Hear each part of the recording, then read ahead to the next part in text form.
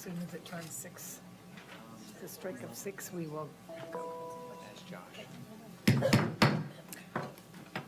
I call to order this special meeting of the Scottsdale Unified School District Number 48 Governing Board. Today is November 1st. It is 6 p.m. We will start with the Pledge of Allegiance. I Pledge allegiance to the flag of the United States of America and to the republic for which it stands, one nation, under God, indivisible, with liberty and justice for all. I request a roll call vote from my far right. Zach Lindsay. Jan Michael Greenberg. Patty Beckman. And I'm Julie Snowski. We do have a quorum this evening. And we will, actually, I will ask for a motion to approve our agenda. So moved. Is there a second? Second. All in favor to approve the agenda, say aye. Aye. Motion passes 4-0. And we're moving on to superintendent's comments. Dr. Menzel. Well, good evening, President Sanowski and members of the governing board. There are a few updates this evening I'd like to share. First, as you know, the Arizona Department of Education released letter grades yesterday. And of our 30 schools, 27 are A's and B's. The 3 C's, one is Scottsdale Online, and it had never received a grade before.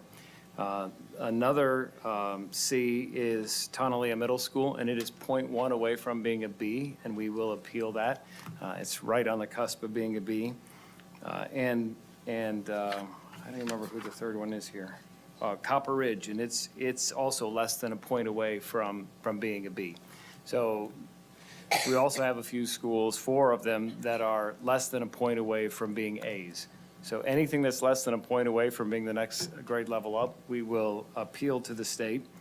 I also wanted to say that we have the unique distinction in Scottsdale of being the only district in the state that has 2 high schools in the top 10. Chaparral is number 2 and Desert Mountain is number 6. So overall, the grades reflect the hard work of our employees and our students. We always have opportunities for improvement, but I thought that was cause for celebration this evening. The other big news is that Yavapai went from a D to an A. And so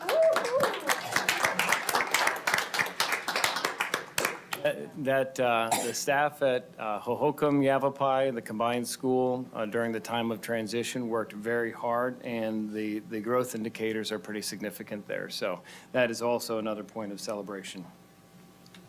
A few more items to highlight. Again, all positive. The SUSD Foundation fundraiser was on October 20th, and while we don't have the final amount that was raised from the event, it was a lot of fun, and for me, it's just great to see so many people gathered together who support Scottsdale Unified School District, so I want to thank the foundation for that. I also want to express appreciation to Michelle Irvin and the artists from the Chaparral Learning Community. Last month, we celebrated Arcadia Learning Community with student artwork, and now we have a showcase of talent from Chaparral, and as you can see, we have some amazing artists in the district, and I'm grateful for the students who have indicated their willingness to share their talents with all of us. Another point of celebration is on Friday. 75-plus volunteers converged on Yavapai to work on the Lowe's-funded Hometowns project, where the library was renovated along with some other campus beautification projects.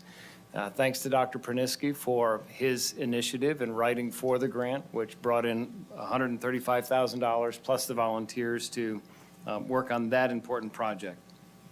November is Native American Heritage Month, and we have a number of events and celebrations planned, and our teaching and learning team is also putting together resources for classroom teachers. And well, almost everything is positive. There's one bit of news that is concerning, but I have to share it as well, and that is November 1st is the date that the Arizona Department of Education is required to release the final numbers related to the aggregate expenditure limit. And so as I was looking at the numbers just before coming to the meeting, I confirmed that every district, every traditional district public school will be required to reduce its budget by 17.51% if the legislature doesn't act. For Scottsdale Unified, that equates to $30,196,497. So there's still time. The legislature has until February 28th. There is some belief that the governor will call a special session of the legislature after the election next Tuesday in order to address this concern. But $30,196,497 is the amount that Scottsdale would be required to reduce its budget by as a result of that. So hopefully our elected officials will take action. Just a reminder for the public who often doesn't necessarily understand what the aggregate expenditure limit is. The state has the money, they appropriated the money, but there's a constitutional provision from 1980 that limits how much can be spent unless the legislature overrides it. So they have the ability to act, and we hope they'll do so. November 11th is Veterans Day, and we will not have school. Just want to express my appreciation for all current and former members of the military who are serving our nation.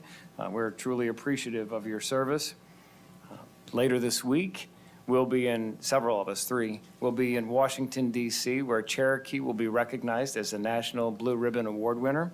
So we're excited about celebrating the successes of Cherokee Elementary. And finally, I want to just remind people that the election is next Tuesday. It feels like it's been going on for 6 months, but really Election Day is next Tuesday.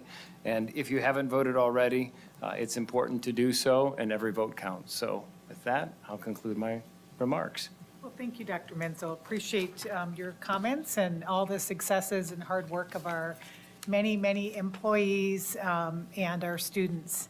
And we are going to start our information and discussion portion of our meeting. And first up is a report.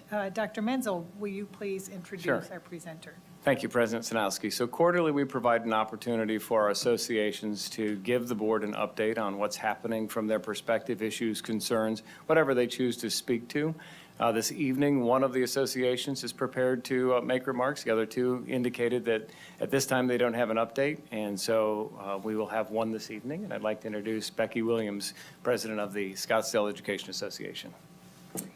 Thank you, Dr. Menzel, President Sanowski, members of the governing board, Ms. Wagner. We do appreciate having the agenda time to be able to update you and the public about how the association is supporting our members and other certified staff in the district. So Take This Job and Love It is the title and theme of the latest issue of NEA Today, which is the quarterly publication of SEA's national affiliate. Today, it feels as though we are constantly bombarded with sobering news about the unprecedented teacher shortage across the country. The educator shortage is reaching crisis levels and threatens to push even more people out of the profession from the sheer exhaustion and stress of making up for the shortages. It is becoming a tired headline, and we're ready to collectively seek the solutions. So let us turn our focus to those who stay and why. And I'd like to just take a piece of this article to read to you. When NEA members were asked, how satisfied are you with your job and how satisfied are you with the conditions facing educators these days, educators said they were very satisfied with their jobs, but very dissatisfied with the conditions. And not by a small margin. There's usually a 40 to 50 point difference in the responses. The lesson is easy to understand for those who pay attention. Improve working conditions and educators will stay. So what do educators want most? Time to connect and collaborate with trusted colleagues, the agency to create lessons that work for their students, the autonomy to make job-related decisions based on their expertise, and of course, gains in professional pay. They also want to feel the power of their voice and the strength of the union behind them to improve conditions.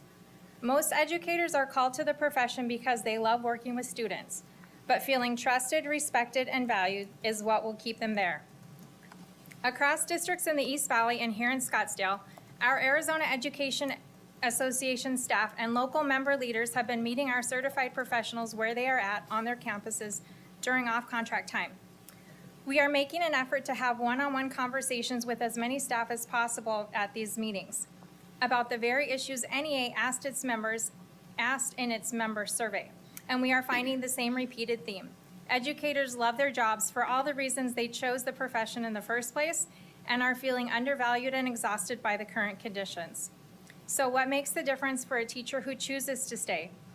We are looking forward to continuing this one-on-one work through more sites in our district to further analyzing our findings and sharing the results in the form of interest brought forward in the IBN process.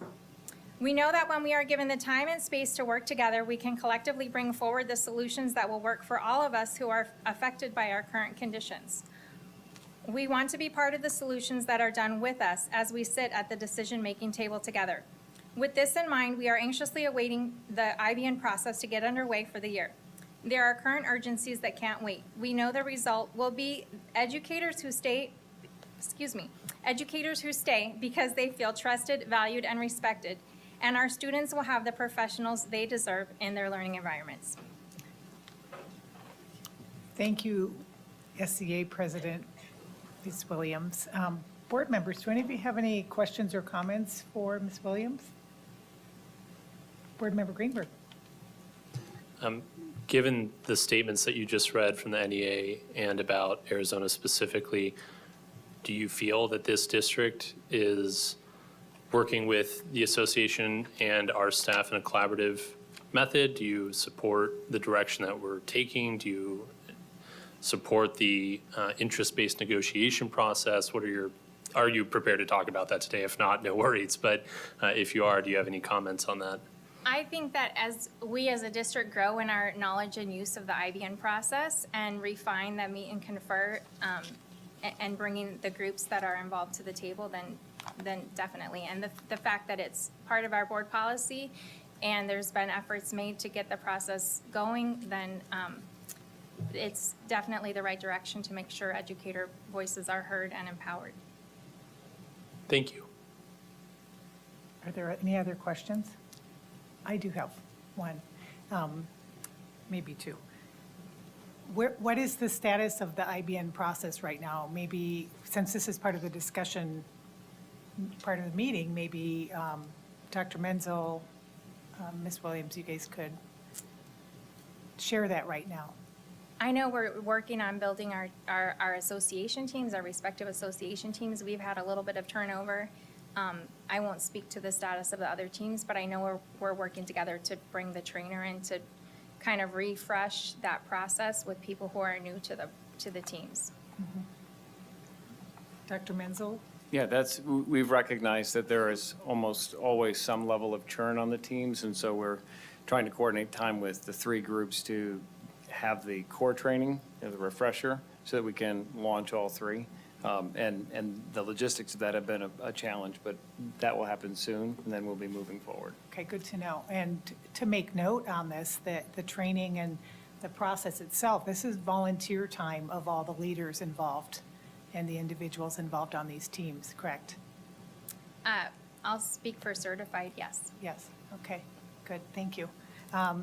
And then, so you mentioned some very important parts of working conditions. So you mentioned time to collaborate with colleagues, agency autonomy, finances, and then power of voice. If you had to prioritize those based on, I know you said you don't have the formalized information organized, so if you had to right now take a shot, what do you think could be the number one thing that we could do to support these interests? I think the district acted very quickly when there was additional funding available to add to salaries, and that was very noted and appreciated that we were able to go back to the beginning of the school year and make that retroactive. So I think it's obvious that we're doing what we can financially. I do think we have a lot of teachers, and it's going unrecognized, that are filling in. And not necessarily in situations where they get paid for subbing on their prep, but there's just a shortage of maybe paraprofessional staff. And so there's all these gaps being covered that maybe is going unrecognized, and I would like to see us working towards identifying where those gaps are and finding a way, if we're not able to provide staff support, some additional ways to compensate. Sure, that's good to know, and it sounds like the IBN process will hopefully begin soon, and you guys can get to work. You did great work last year, so I really appreciate you as a leader, and keep going. Thank you. We will move on. Thanks. Yeah, we will move on to 4B right now, the AVID program update. And I believe Dr. Menzel is going to introduce our speakers for that. Well, I'd like to invite Margaret Cerna to the podium. She's going to introduce the entire team. As you know, AVID is something that SUSD has invested in for a number of years now, and I think that you'll be impressed with the presentation. And at the end of it, there'll be an opportunity for questions that you may have. Margaret. Thank you. Can you hear me? Okay. Good evening, Madam President, board members, Dr. Menzel and Mrs. Wagner. I'm very proud to introduce AVID coordinator Brianna Johnson, and she is here supported by one of her principals, Dr. Tamara Jaganowski, and also two AVID Honolulu students. Come on up. They're here to present information regarding our SUSD AVID program and to discuss their incredible opportunity to visit the University of Southern California, by the way, while they were playing the Arizona State Sun Devils. And they were there to familiarize themselves with future college and university opportunities that are possible for their future. Brianna and students, please come forward, and I'll stand back here supporting you. This is her first board presentation. Thank you, Ms. Cerna. Madam President, board members, Dr. Menzel and Ms. Wagner, thank you for the opportunity for us to be here and to share with you about our program that I hold very near and dear to my heart. AVID is a program that currently is within our district and is being implemented on 4 of our campuses. AVID stands for Advancement via Individual Determination. If we can go to the next slide. Go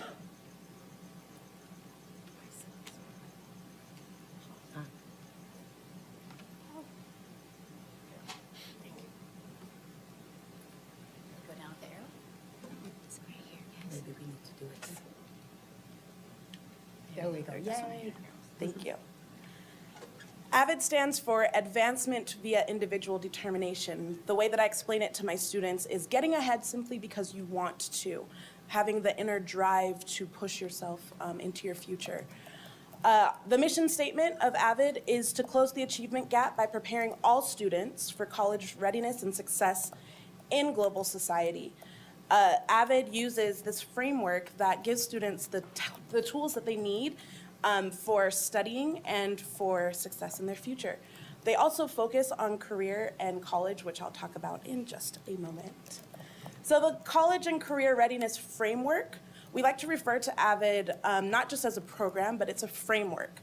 It has these 4 categories: instruction, systems, leadership, and culture.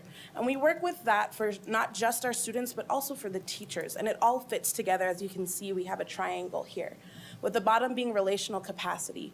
That is the biggest part, I believe, of what we need in our classrooms is the relational capacity with teachers connecting with students and boosting engagement through the connections that we are able to build. Within this framework, there are responsibilities of the teachers, but also speaking directly to the needs of students. So I love how it all fits together. The framework, though, is supported with this Wicker strategy that includes writing for understanding, inquiry-based learning, collaboration, organization, and reading to learn. Not just reading, but to gain more knowledge and information. I know we do lots of novel studies, which are valuable, but I love that AVID really focuses on how do we input information and then be able to output critical thinking. So this is our framework. And so within instruction, systems, and leadership, it's driven by this Wicker strategy. The other big part, and one of my favorite parts of AVID, is the culture. Culture speaks to the atmosphere that we develop around our scholars. So it's more than just our classroom atmosphere. It's also just the idea of college and what lays ahead in the future, the idea of a career and what's different between a job versus a career, and how do you reach that. So we're very future focused with AVID. barrier-breaking opportunities and exposure, which I'm excited to share with you guys in just a second, and global inclusion and interactions, and community growth and refinement. All of these things are the culture that develops our students into bright, young, productive members of society, like the two that I have with me today. I want us to turn our attention to now our experience. Our students were able to go to the University of Southern California on October 1st, so a month ago. We took 40 students, 6 teachers that graciously gave up their weekends to support our students in this opportunity. While we were there, we got to tour the campus. The students got to go onto the football field in the Coliseum. And they just had a wonderful experience. It was absolutely beautiful. And so at this moment, I would like to have 2 of my students share. We had a third, but he was unable to make it. And so I'm going to start with Cabria Brown, who will be sharing on his behalf.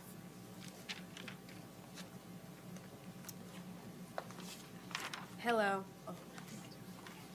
Hello, my name is Cabria Brown, and I'm presenting the thoughts of my classmate Brandon Hadnot, who is not able to be here tonight because his football team has made it to the championship game. Brandon shared. The main reason I would really like to attend the University of Southern California is because my dad really wanted to attend this university in his earlier years.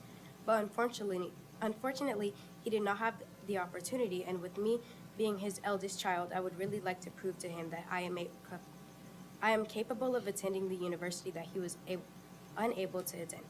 It was his dream, and now it is mine. I also want to attend this college because it is all I grew up to know, because I am from that part of California. The way I'm going to reach this goal is by dominating in sports to get to a D1 school with a scholarship. And I also have to reach my goal of getting straight A's through the rest of my middle school and high school career. Dr. Menzel, I really appreciate the opportunity you gave to us to attend this school and ignite my passion to make my dreams possible. Thank you so much for allowing us to be able to go to this field trip. It really meant a lot to all of the students. Thank you. Thank you, Cabria. We are now going to hear from Phoebe Lynch-Clifford. Hello, I'm Phoebe Lynch-Clifford, an 8th grade AVID student at Tonalea Middle School. I'll be sharing my story and what this trip meant to me. I come from the Navajo Nation, where secondary education isn't always feasible. But fortunately, my grandfather, Merwin, was able to pursue a law degree, and my grandmother attended a vocational school to become a dental assistant.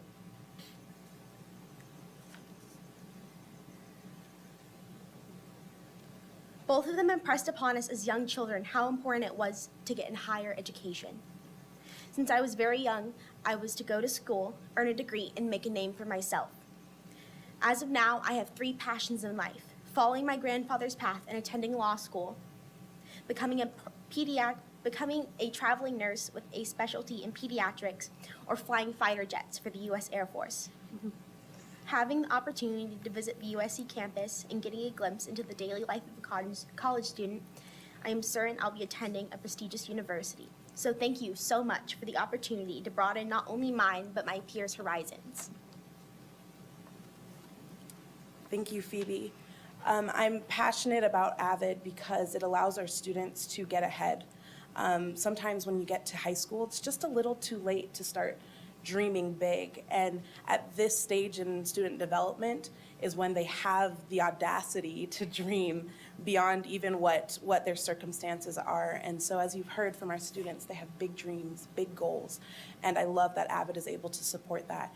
I thank you all for providing the opportunity that has just been monumental. We didn't get to share, not only Tonalea went, but Copper Ridge School went as well. It was a beautiful partnership. Our students had the opportunity to bond and connect with our northernmost students. And it was coincidental, but the day we came back, our first game was against Copper Ridge. And so it really, but there was a camaraderie that was built and a mutual respect that developed out of this bonding opportunity that was just magnificent to watch. So again, we thank you so much. Our students had a little something they wanted to say to all of you, so I hope that you enjoy.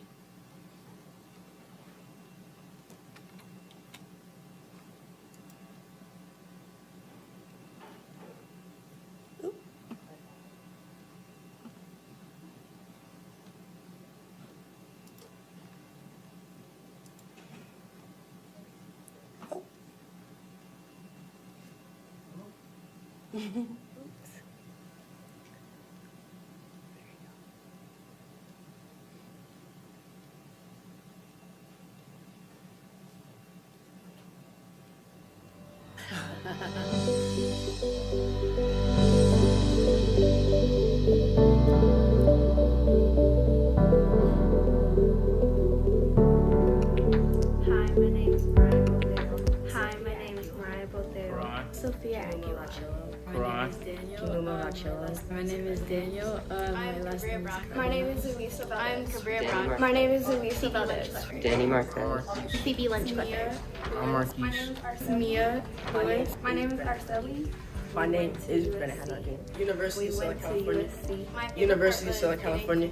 My favorite part was getting to tour around the school and getting to like kind of experience My favorite part like was the football. stuff that they do there. My favorite part was the football game. Inspired me to want to go there.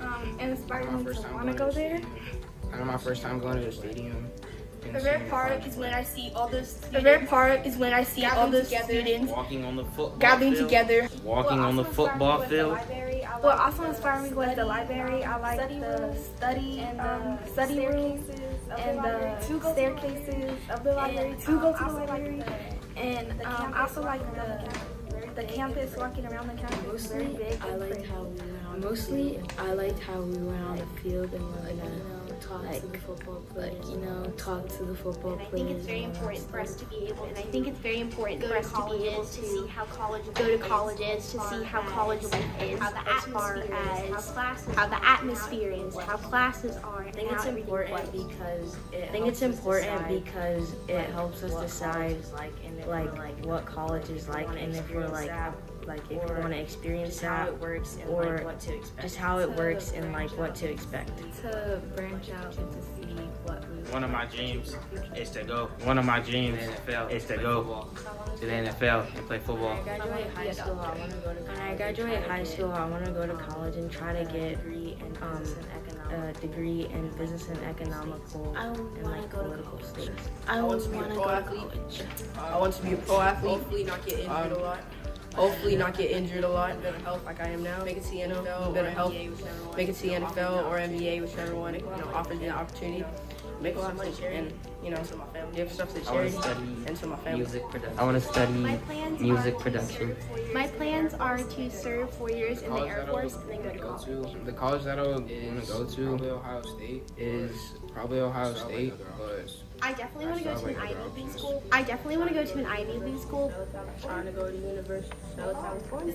HBCUs are like, really HBCUs are like, really special to me because, I am black. want to study at Harvard. I want to study at Harvard or UCLA.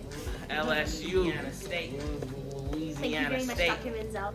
Thank you very much, Dr. Menzel. Thank you, Dr. Menzel, and everybody. Thank you, Dr. Menzel, and everybody who made this possible for us to go to US.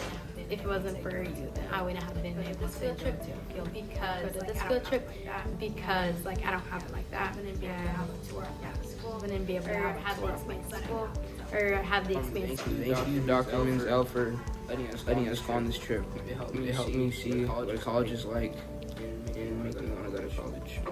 Thank you, Dr. Menzel, for letting us go on this trip with all my peers and exploring this college and the city. Thank you, Dr. Menzel, for making all this possible for us.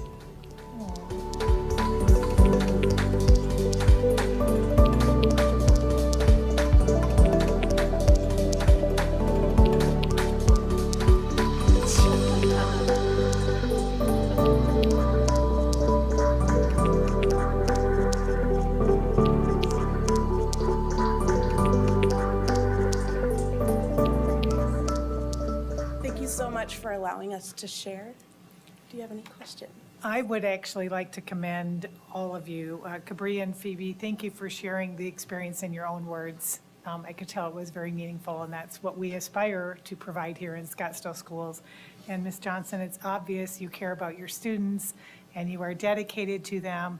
So thank you, because that's what makes learning a lifelong experience for kids. So thank you very much. Other board members? You guys were awesome. It's not easy to get up there in front of that podium. I know my own daughters practice and practice and practice when they're going to read in front of people, so you did fantastic. And I can only imagine what your future is going to hold for you.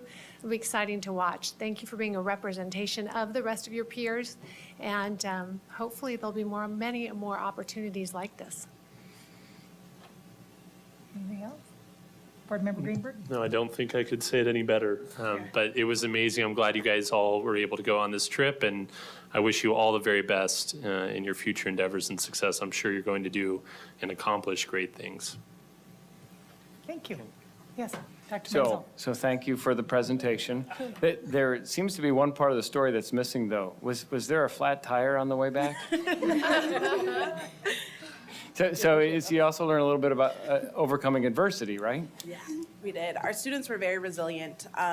It was late at night, and they found ways to have more bonding experiences. They had races in the parking lot, and they just had a great time. And there was not a complaint coming from them. I mean, they really represented not only their respective schools, but our district in such a positive light. I'm so very proud of each of our students. Well done. Thank you. Thank you.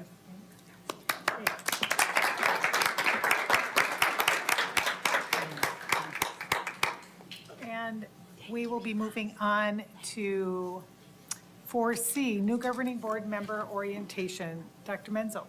Well, thank you, President Sanowski and members of the governing board. As you know, every 2 years, we have board elections. And this year, there are 2 seats on the ballot. And we will have 2 new board members joining the Scottsdale Unified School District. And I thought it might be helpful if we took a little bit of time to talk about the orientation process and onboarding for new governing board members. So 2 years ago, we had orientation for Julie, Zach, and Libby.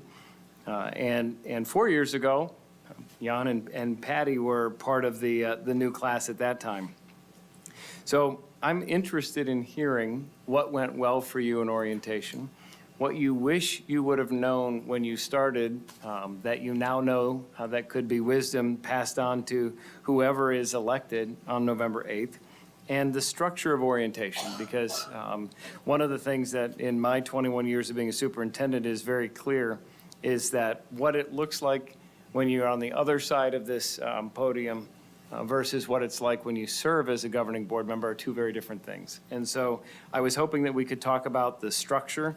I do have the orientation binder that was given to new board members last time. I don't know if you ever used it or not. So I'm just opening this up for general conversation and feedback related to process structure, points that are important to include, and how we might make sure that when we have the 2 new board members, we're able to hit the ground running. I really do appreciate that, because this is a learning process, serving in this capacity. And to have, I will say, to have Jan Michael and Patty support us, not only welcome us, but to support us as new governing board members was very helpful and appreciated. So there was a lot of learning by doing, unless you knew to ask for help. So I think it's important, because not everyone they know to ask for help. So do you all have a copy of the agenda for the proposed meeting on December 18th? Well, that's the one that was That was the 2 one. years Yeah, I ago. said that. So I thought we could tear this one apart and say, that didn't work at all, or here's what I would add, or, what would make it more engaging or effective, those kinds of things. And if I recall correctly, this was a meeting you had with Julie, Libby, and Zach prior to their induction, correct? It was the same, it was that yes. meeting, that's the meeting we're talking about? Okay. I don't know if maybe Julie and Zach, since you both were at this meeting, if you wanted to discuss first, and I think maybe then Patty and I can discuss what Okay. we did at our orientation and Okay. how that differed.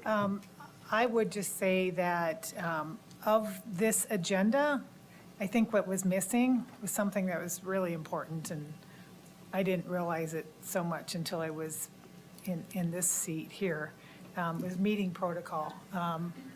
Knowing which Robert's Rules of Order we were going to abide by, if we were going to, how firm were we going to be on that.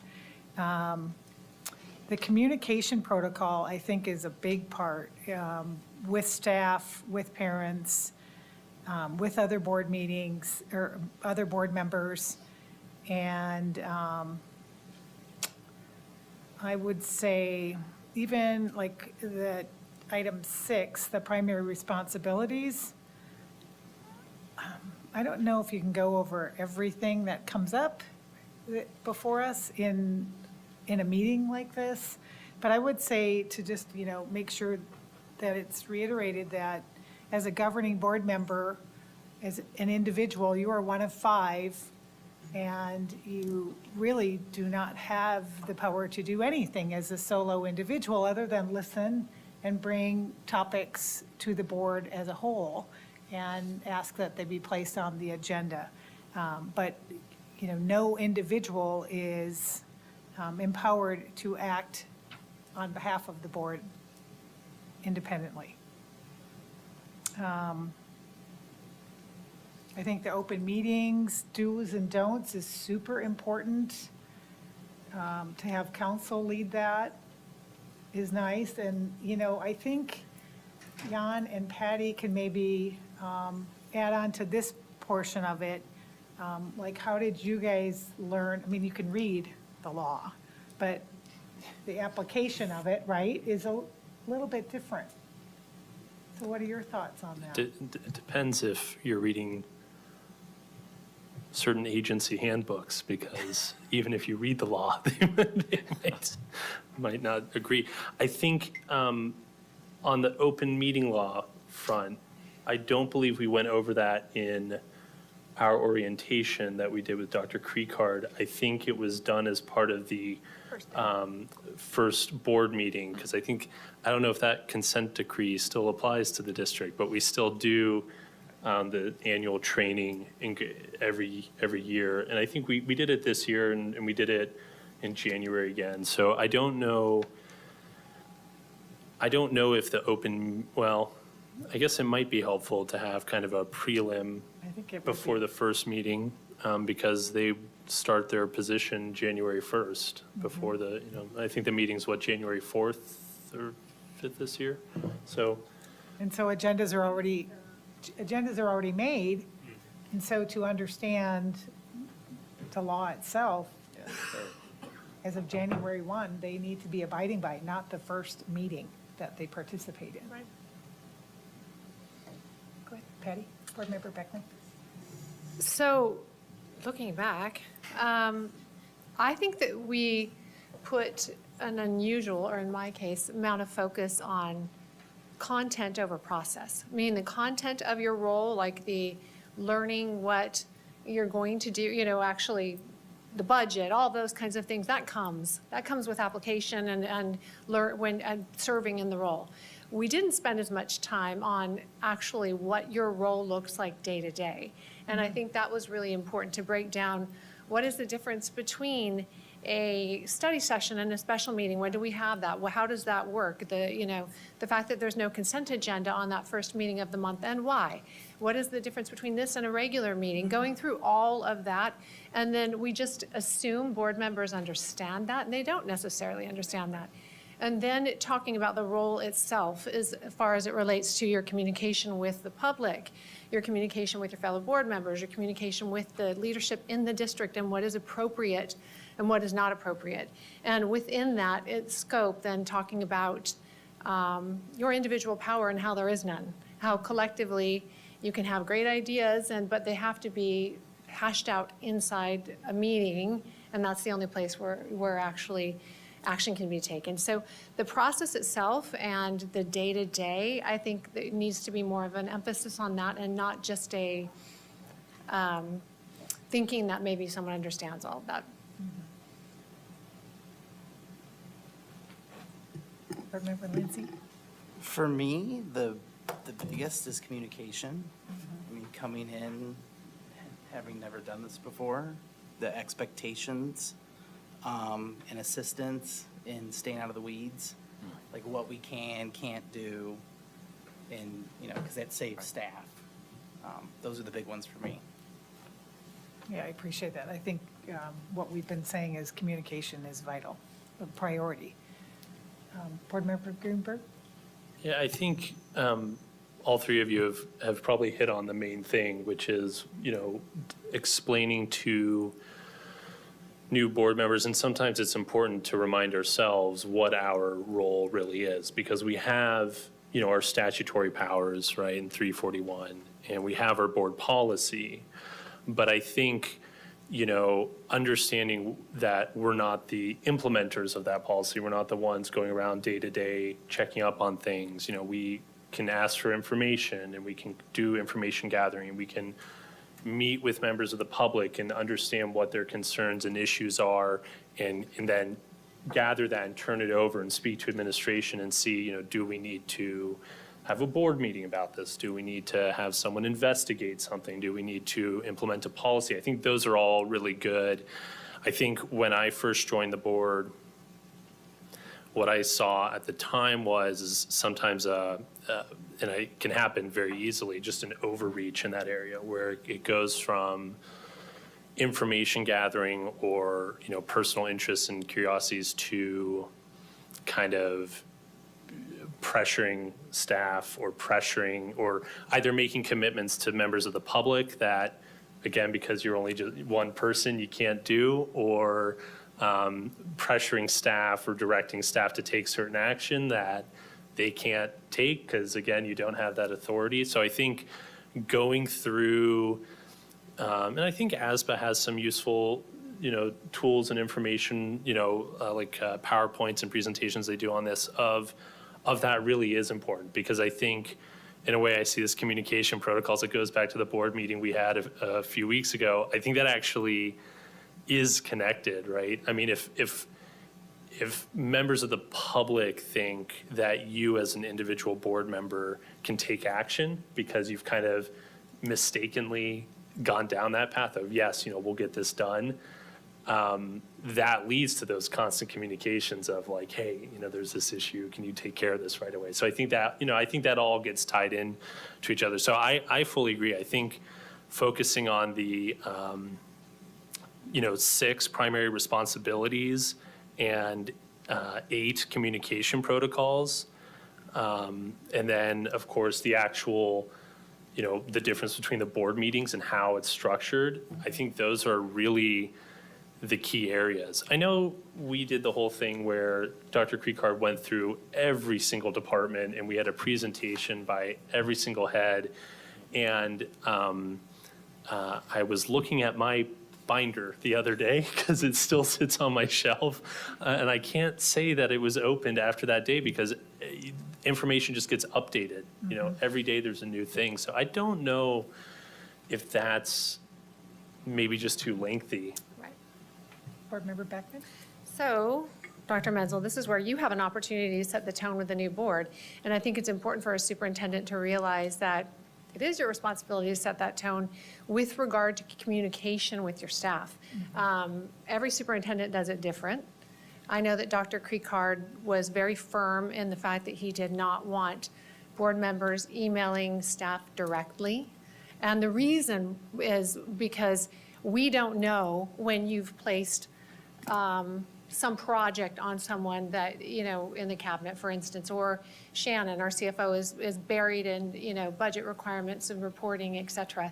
So if we individually reach out and ask them to put something together, we have no idea how hard they're working on projects to the side. So they may feel like, oh goodness, I have this board member asking me for something, I've got to respond, when really they don't have the time and it's overwhelming. So I know that, and I bring this up just because to show the difference, Dr. Creekard said he'd like all of the requests to come through him. That way, you could, as a superintendent, respond and say, that is a great question. I'm sure that's important information. However, right now Shannon is preparing budget reports and requirements for the state. She won't be able to get back to you for quite some time. Why don't we talk as a board about that and see when it works? Those types of things. So I would encourage you to work with the new board to make sure they understand that, because I know it is hard for employees, staff, et cetera, to not just say okay and take on too much, because it is a board member. Any other ideas? Go ahead. Yeah, Board Member I Greenberg. actually really like that system. Yeah. I don't know, I Are don't we- really, are we still using that system? So- I only so- ever email you, but. The way that the policy is written is if a board member goes directly to a staff member, they're supposed to copy me on it, and I can run interference, so that if it's something that is going to take a significant amount of time, so board policy BCC said if it's estimated to be 2 hours or more, I can stop that from being responded to and place it on an agenda so the board can determine whether or not that's a good use of time. We've never done it that way. We've tried to be very consistent so that whenever there's a request, and more often than not, they've been in response to an agenda item. So here's the agenda item, here's the question. We try to make sure that the response goes to all governing board members so that everybody's the beneficiary of that information before action is taken. But there are other times where questions come in outside of that. And I think managing that process, those expectations, and it leads me to another question. Because we haven't talked at all about where the strategic plan and the KPIs fit in this orientation.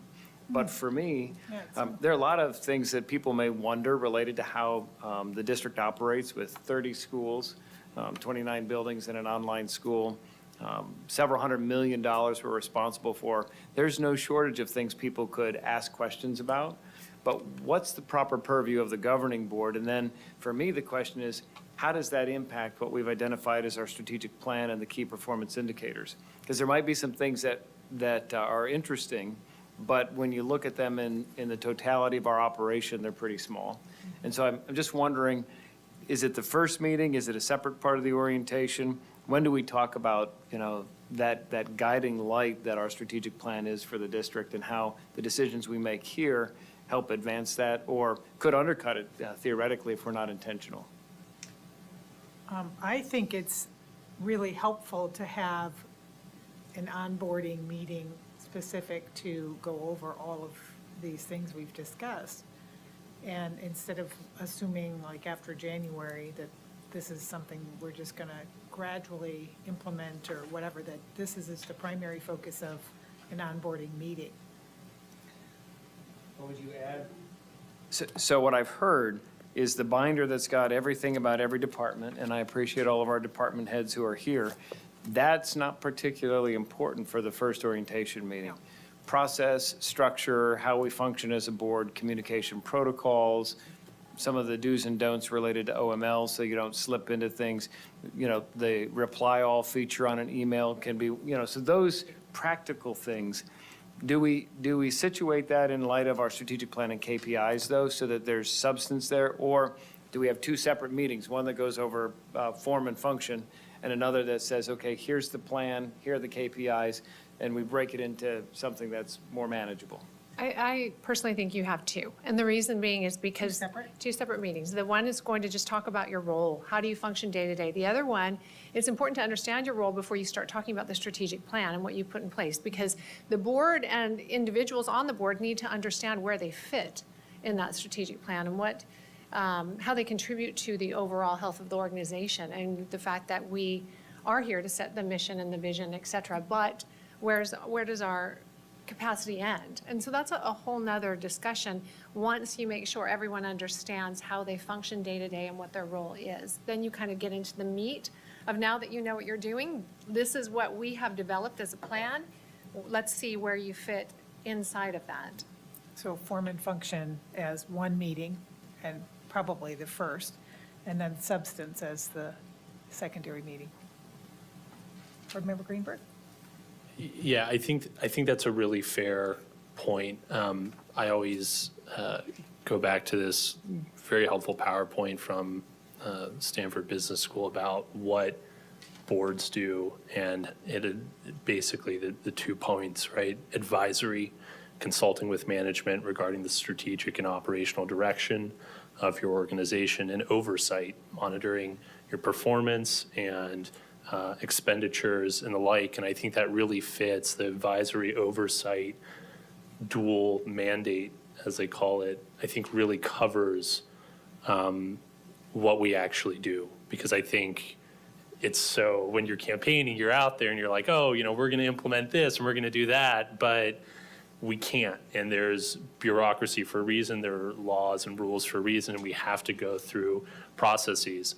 I actually think that's the great thing about the strategic plan when you do come to it, is because it's a perfect example of that. We have a strategic plan developed by the community, put forward and approved by the board. This is our plan. Here are the KPIs. That's that advisory oversight. And our job is to monitor, Dr. Menzel, Scottsdale Unified School District, are you meeting those targets that we set out for the year? And why are we meeting them? Why are we not meeting them? Where could we do better? Did we underestimate our abilities? So I think that's by separating them in two different meetings, but then having it in that pattern, I think you can really get to the heart to the meat of that discussion. And I think it is important, because if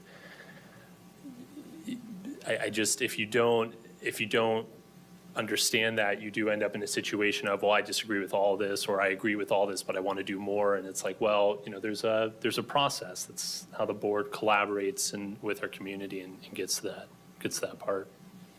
And speaking of process, I think we need to include superintendent evaluation details and process, because I recall not understanding what my role was in that, because it already had started prior to coming on. The objectives were already formed, all of that. So I think for new board members, that's important to include. You make a great point, Julie, and I would encourage you, Dr. Menzel, to share which I'm sure you probably would, but to share your most recent goals, where you are, some kind of narrative around that, because as a board member contributing to that evaluation later on, you may want to be aware of what you're looking for from a growth perspective along the way. So even though your eval might not be happening for 2-3 months after you take the seat, you may look back and say, I wish I would have known that I was going to be evaluating him on his communication with the board, because I would have been watching for it. So, Board Member Greenberg. Kind of a lesser one, and one I don't think we've ever had the time to discuss, but is school visits. Dr. Creekard had, gosh, this takes me back. Dr. Creekard was very clear that he really wanted school visits to be scheduled through him. And for him and if they couldn't be, to at least that he be notified of a school visit occurring. Because again, I think that's something, I remember, again, campaigning on this, I'm going to visit every single school and I'm going to be there and walking around, but it's actually very distracting to our staff.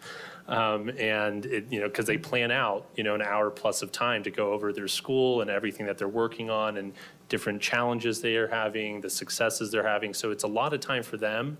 And perhaps if there were a way for the administration to maybe organize those so we could get as many board members in one visit, at a particular school. that's a great idea. I think that I know that there's OML and you have to account for that, but just some way of either 2x2s or ones, kind of that, but try to plan it out. I know when Zach joined the board, we tried to do that, a lot of that, by going in groups of 2 to save staff time, which worked out pretty well, I think, And maybe partner with another board member to make those visits. Good input. Anything else you guys can think of? And- I have one more Yeah, question. Sure. I do not know how many of you attended ASBA new board member orientation, but they offer that in December at their conference, which is, I think, the 14th through the 16th this Yes. year. So we'll know who the new board members are. But any thoughts you have about whether or not that's advisable, not advisable, what other kind of outside professional development is valuable in addition to the orientation that we provide? I found it to be very valuable. And their conferences in general provided great growth opportunities for me as a governing board member. So any way we can encourage participation in those, I'd say yes. Because they do specifically have new board member training at those. Anything else, Dr. Menzel? Board Member Greenberg? Yeah, I would say the new board member orientation is very helpful if they are able to attend it. I know for many people who have jobs and everything, it can be difficult to attend. And the other one I will always bang on about, but if they are able to attend, it would be the ASBO finance, introduction finance course, because although it is 3 days, they usually either plan it on weekends so that you can take it, but it gives you such a good understanding of your school's budget. And because the forms don't really change year on year, it's unlikely that that's going to trip you up. So, it may be a worthwhile expenditure if individuals have the time to do that course as well. Awesome feedback, guys. Thank you, everybody. Anything else on this topic? Okay, then we will move on to our first read of revisions to Governing Board Policy EE regarding transportation services. Jennifer McLennan will be walking us through all of these first reads of policies, so we're going to turn the microphone over to her, and she'll go through each one and answer any questions you have about the proposed changes. Madam President, members of the Governing Board, the first policy up, and all of these policies are up for a first read with the exception of one. But the first policy up for a first read is Governing Board Policy EE regarding transportation services. The new language is in blue up on the screen here. And this is, the language is there to add the ability for the school district to use what is commonly referred to as the white fleet or the 11 to 15 passenger vans. I understand that there is some regulatory framework that is still being conducted by DPS with regard to bus drivers and who can drive the vans and that sort of thing, but this would just add to your existing EE policy your ability to transport students to and from school in those motor vehicles. Governing Board members, any questions on this particular policy? Noting that it's a first read, I'm going to assume, Jennifer, that any board member can reach out to you if they have additional questions on any of these we go over tonight, or give their input to you at another time as well.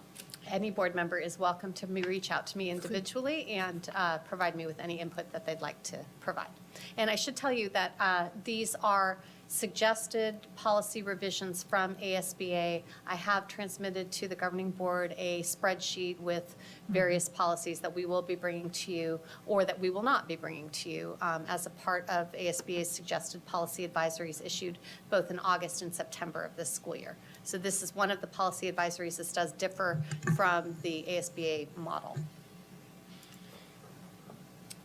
Thank you. Seeing that there are no questions or comments on this particular policy, how about we move on to E, the revisions to Governing Board Policy IMD regarding school ceremonies and observances.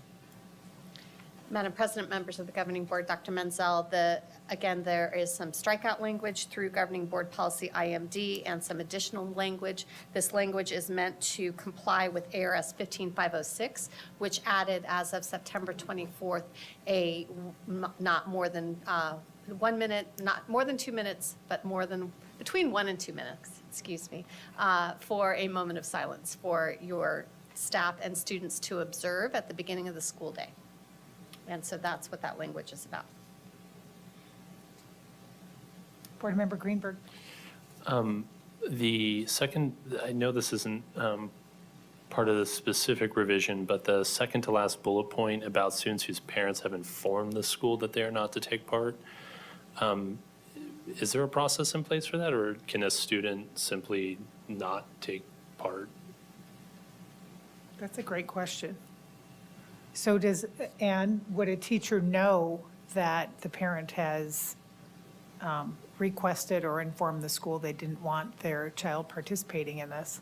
So the statute itself says, and as it says within the bulleted language, that the students may not interfere with other students' participation.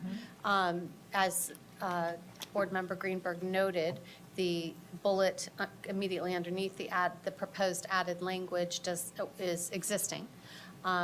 I would imagine that any parent that brings this to a teacher's attention, the teacher would allow the student to just sit quietly and not observe the moment of silence or not participate in the patriotic observation. The Pledge of Allegiance, I imagine, is what that refers to. But as to how the process is observed in Scottsdale Unified, I don't know the answer to that specifically.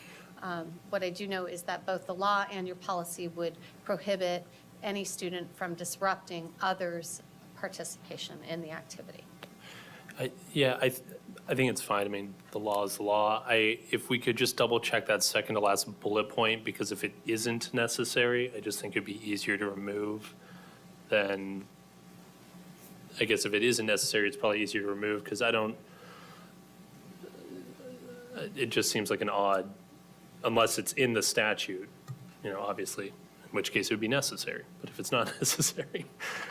And my only concern with this, and I'm glad you brought that up, is that a teacher may not know that the parents have informed the school. It might be the building level administrator. And maybe it didn't get communicated to the teacher who oversees that student at that time of day. So it could become a conversation between the student and the teacher. Well, I would say my assumption is that nobody follows that. If a student is being courteous and not disrupting others and doesn't wish to participate, I guess my point is I don't even think it gets that far. So if it's not necessary, it's, yeah. So playing the other side of it, if you have a family that has a particular religious belief that would cause them to not participate in one of these patriotic observances, and it's an elementary student, for example, the student may not know or understand or might feel pressured to participate because everyone else in the class is doing so. But if the parent has notified the teacher, then there's a way to make provisions for that non-participation, not disruptive, but respecting those differences that families may have. I would be interested with Dr. Sakos and Margaret to find out from our principals whether or not anyone has actually shared, that their child is not going to participate in something that we do currently. Right. I think that's a fair point. If no one's using it, then maybe, unless it's required by statute, maybe it doesn't need to be there. But I was just thinking about, for elementary, there might be some reasons why parent communication with the school, and we could put something in synergy so that any teacher might know that this student will be sitting quietly and not participating in something. And so what I'm hearing from the governing board is that you'd like me to look at whether the bullet that is immediately underneath the added language is required by statute, and if not, to remove. Correct. Yeah, and we can take direction from Dr. Sakos and our admin as to, whether a different, if there's something, if there is some sort of process. But I remember just sitting quietly doing homework for those periods, and I don't think my family ever said anything. For that 2 minutes. Well, it wasn't 2 minutes. It's a lot of time now. It was a lot faster back then. I just mean that, I don't know if that, really is a process people use. And I don't think our staff ever pressure students to do anything. I've never experienced that here. And as long as they're behaving and, quiet and keeping to themselves. Okay. Well, I do know that, I don't know when it was brought up, but there has been certain consideration made for the opposite, for kids that weren't participating, to not made to feel like they were singled out and shamed for not being part of it. So I'd be interested to know. Okay. I think we're ready to move on to the F, the first read of revisions to governing board policy JIFCA regarding hazing. Madam President, members of the governing board, ASBA has recommended that the school boards change the definition of hazing, as the statute has changed to refer to 2 criminal statutes. So rather than define within the body of your policy, you would indicate that hazing is acting in violation of those 2 criminal statutes. And so that's what this change would accomplish. Any questions, board colleagues? Seeing none, let's move on to G, the first read revisions to governing board policy JJIB regarding interscholastic sports. Madam President, members of the governing board, there was a law enacted, ARS 15-120.02, that does not permit male athletes to participate in female-labeled sports, and so that's what this revision would accomplish. Board Member Greenberg. We had a brief email exchange before this meeting, and my personal take would be that we not implement this change at this time. I think that my understanding is that this is potentially unconstitutional and that there's an expected challenge to it. And I think frankly, on its face, it's kind of hard, especially personally following the decision 2 years ago on, I think Title VII, right? Discrimination against employees, that a very similar issue came up. So I'm not personally comfortable. If the board wants to proceed, obviously it's up to the board, but. Board Member Beckman. I would just ask for legal advice on that, not with regard to the content or opinion, but for the direction we've always taken with these updates and whether you feel it's appropriate to wait or not to wait, or whether that causes any sort of issue for us. Are we deemed to be having an opinion with regard to the law by not moving forward? I would just ask for legal opinion on it. And if I may, I had reached out to council asking if, for all of these, because most of these are legislatively influenced, so for all of these, can we consider language on some of these that being created either in whole or in part that reads something like, if the relevant substance of ARS blah, blah, blah is deemed void by a court of jurisdiction, then this policy will be non-enforceable. Something like that tagged onto these, because they could change next session. And so in order to, when we have to, as a board and administration, have to spend the time going back and forth and updating our policies, those are our resources, right? This is the resources of our staff, it's our time as well, and we could be spending it on other things. So maybe as these laws ebb and flow, and if they are controversial, then we really make certain that it's something, whatever we're putting in writing, that is not going to be a true sign of the time, and next week it could be revised again, need to be revised again. So Jennifer had said that's something that we could consider and discuss, so I don't know what. So, Madam President, members of the governing board, the important thing is that you're in compliance with the Right. state law, right? Sure. And so you are in compliance with the state law regardless of what your policy says for many of these changes, frankly. And some of the proposed changes that were elicited after the relevant statutes came into effect, I'm not recommending that you adopt at this time because they're already part of state law. So I am comfortable with the board's position to hold off on a second read of this policy and take a wait-and-see approach on this. I don't think that means that you're not in compliance with the requirements of Title IX or the requirements of ARS 15-120.02, as long as you're observing that in your sports teams, which you have to. Right, and I appreciate that too, because my concern is if a state law falls or changes, the policy stays in place until it gets changed. That's correct. So. That's correct. And there's been at least one instance of that in recent history where when the challenges were issued to the budget bill, the blurb last year, and some districts had implemented policies related to those legislative changes that they had to go back and undo. So. Okay. Yeah, I think this one probably has a high risk of just the way it was written, is my understanding. And so I think since we're in compliance with the law, in this case, I think it's just one that who decides what is it the AIA that decides what a male or female sport is? That's a good question. I would imagine that in part it's a school district. We may have co-ed sports, but I'm sure AIA has rules on that as well. Interesting. Okay, thank you. Yeah, and I appreciate the input and conversation on these because these are important. Seeing that there are no other requests for comment on these. Let's move on to H, which is the revision to Governing Board Policy JLCB regarding immunization of students. Madam President, members of the governing board, the legislature indicated that students shall not be required to be immunized against the human papillomavirus or COVID-19 to attend school, and so this just codifies within your policy that requirement. Any other questions? Any questions? Board Member Greenberg? Just a quick one. My understanding was that unless state statute requires an immunization, the school districts do not have authority to impose immunization requirements. Is that correct? That's correct.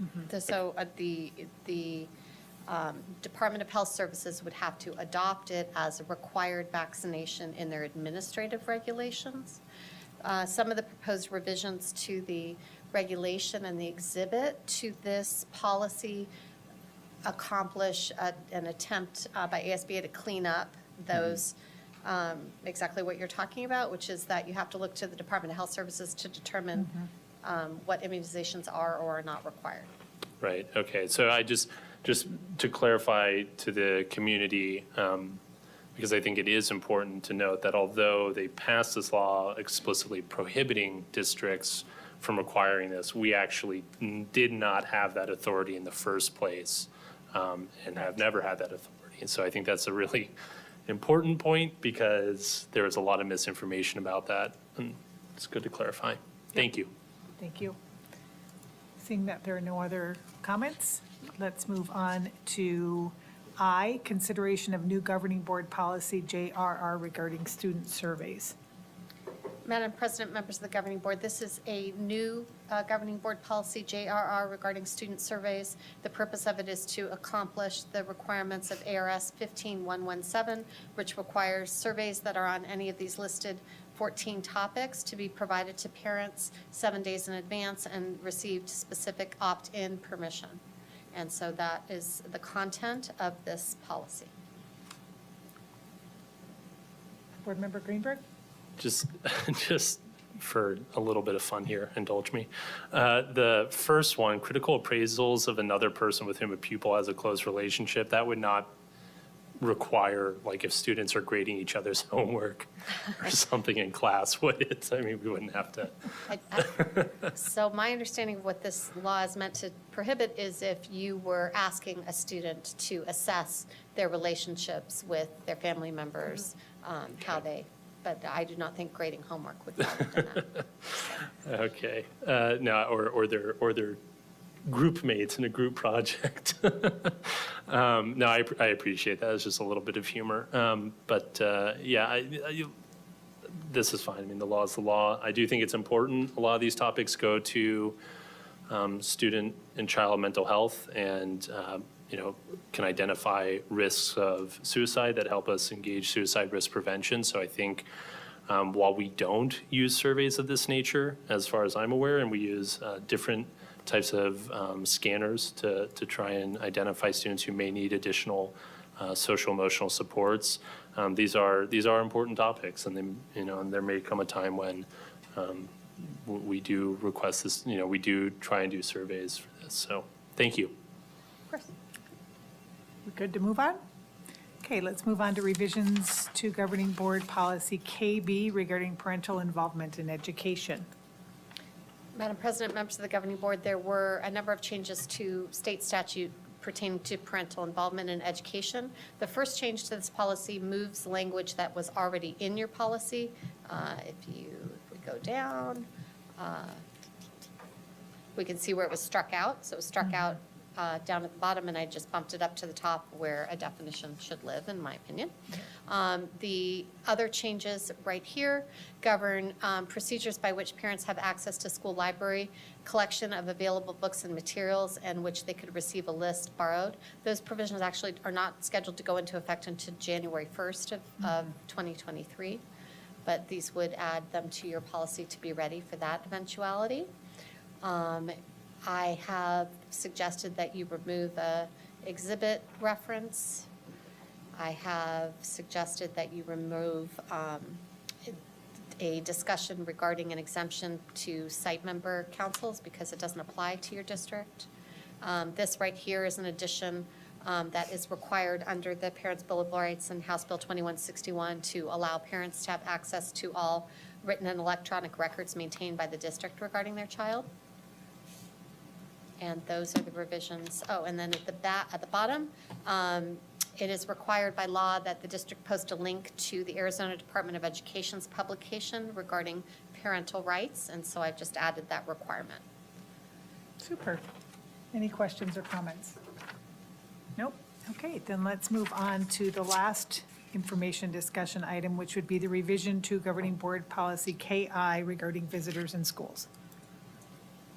Madam President, members of the Governing Board, one of the state's laws that was enacted this year requires that the district develop procedures to allow for visits and tours by parents and potential parents and/or guardians. And so this addition that you see on your screen would allow for the district to schedule those parent tours.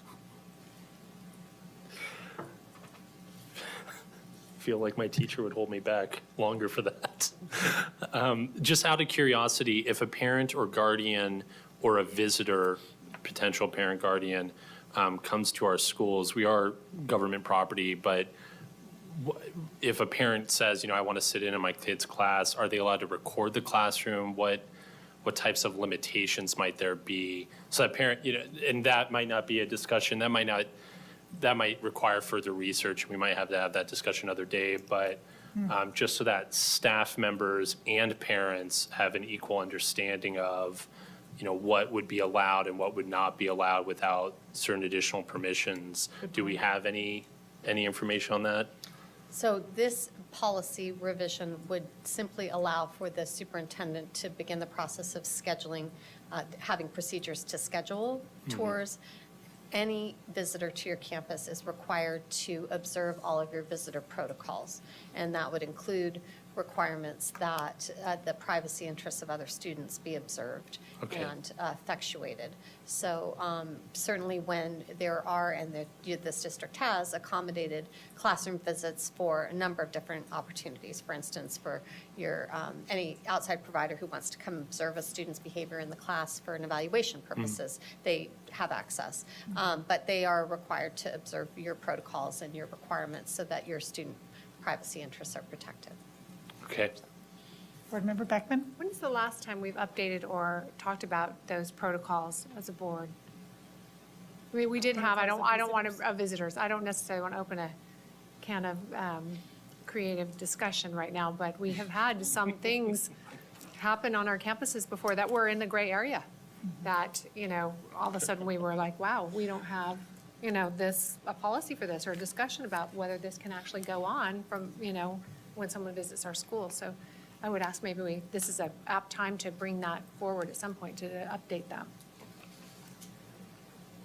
Dr. Menzel, did you want to weigh in on that comment? Well, I was just trying to, in the 2 years I've been here, plus, I don't know that we've had the conversation about visitors on campus outside of a COVID protocol. Right. So there may have been conversations before I got here about that, but I only remember those conversations in light of our COVID protocols. Oh, boy. Yeah, I think that's an interesting, if it is, that might not be within the board's remit, but if it is in the board's remit to discuss those types of protocols and support you in that work, that might be a worthwhile discussion to work in this policy. And you all have a separate policy on that issue, so you Oh, have. never mind, it is in our remit. Refresher as we start to welcome Right. people back to our campuses, Yes. what's our expectation? Communicate that out, too. Yeah, thank you. Great So input. Thanks, that guys. policy reference, Board Member Greenberg, is KFA public conduct on school property. Yep, perfect, thank you.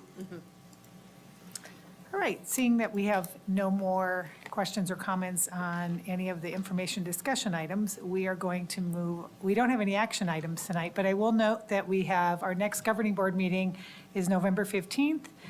It will be a regular board meeting at the Coronado High School Complex boardroom. And at this time, I will ask for a motion to adjourn this meeting. So moved. Is there a second? Second. All in favor to adjourn, say aye. Aye. Aye. That motion passes 4-0. This meeting is adjourned at